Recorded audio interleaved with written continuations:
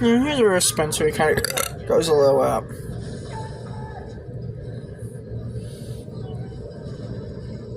Now, the director of this movie, I don't know if he directed anything else after this movie. I'm guessing he directed like some horror movies, but I'm guessing there weren't well-received movies. But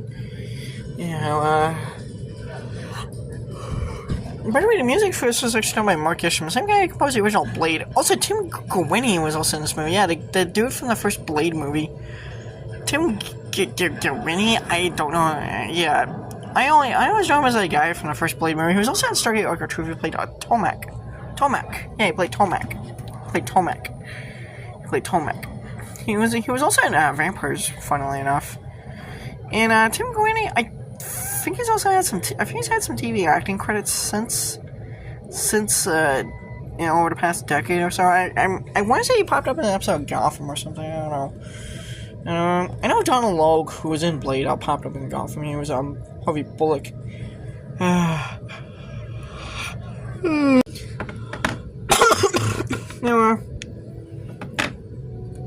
Now, when this movie came out, it was a massive box office flop. And it got pretty much panned by critics because of the kind of weirdo.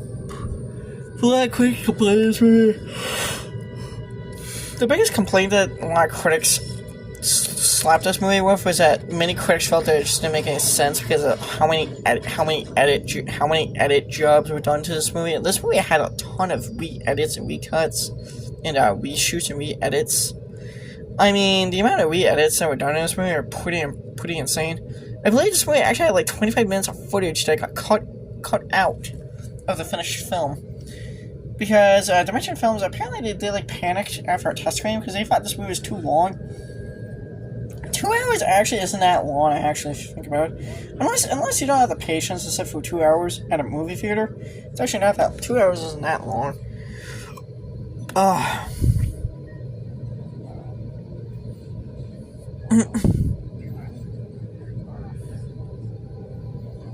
Now, the director's cut is considered by many to be the definitive version of this movie.